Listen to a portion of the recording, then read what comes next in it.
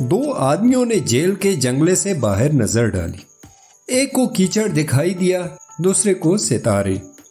ये छोटा सा सबक आमोज जुमला डेल कार्नेगी की किताब how to stop worrying and start living, जो कि एक सेल्फ हेल्प किताब है, में लिखा गया है।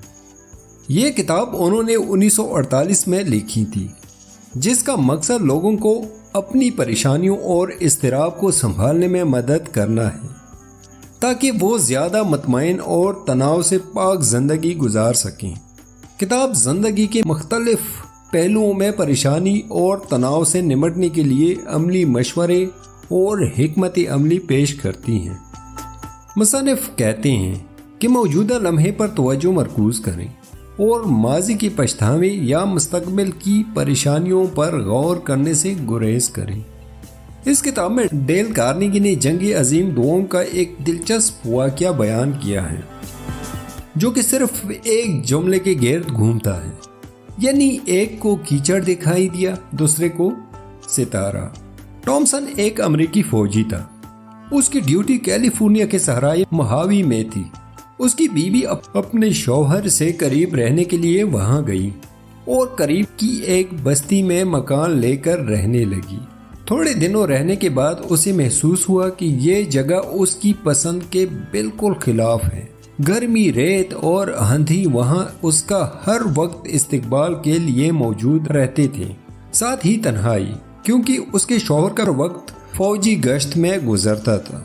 उसकी वाहिद साथी उसकी देहाती पड़ोसन थी, मगर वो लोग अंग्रेजी बिल्कुल नहीं जानते थे, इसलिए वो उनसे भी मानूस ना हो सकी। उसने फैसला किया कि वो उस जगह को छोड़ दे और अपने घर वापस लौट आए।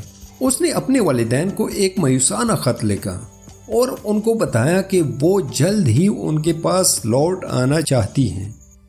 उसके बाप का जवाब आया, मगर वो बहुत मुख्तसर था। बाप ने अपने खत में सिर्फ 2 सतरें लिखी थी। दो आदमियों ने जेल के जंगले से बाहर नजर डाली। एक को कीचड़ दिखाई दिया, दूसरे को सितारे। इन 2 सत्रों ने उसकी जिंदगी में इनकलाब बर्पा कर दिया। उसने फैसला किया कि वो इसी सहराई गांव में रहेगी और यहाँ अपने लिए बेहतर जिंदगी बनाएगी। उसने महसूस किया कि जहाँ कीचड़ है वही उसके ऊपर तारे भी हैं। उसने कीचड़ के बजाय सितारों को देखने की कोशिश शुरू कर दी।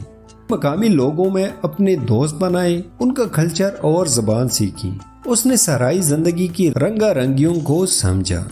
उसने सहरा में डूबते और निकलते हुए सूरज के हुस्न का मुशाहिदा किया।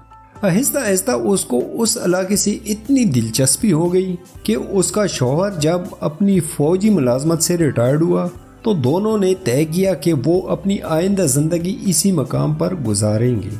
हत्ता कि इस नए तजुर्बे ने मिसेस टॉमसन को एक मुसन्निफा बना दिया। उसने अपने तजुर्बात के मुतालिक एक किताब लिखी जिसका नाम राइट रैम्पार्ट्स रखा गया, जो कि बेहद मकबूल हुई और उसके काफ़ी एडिशन शाया हुए। इस वाक़या का जिक्र करते हुए एक मुसन्निफ ने लिखा है, the most important thing about suffering is not what happens to us but how we react to it. यानी ज़्यादा अहम बात यह नहीं है कि हमें किन मुश्किलात से साबका पेश आ रहा है, अहम बात यह है कि हम उनके मुकाबले में इस किस्म का रद्द-ए-अमल ज़ाहिर करते हैं।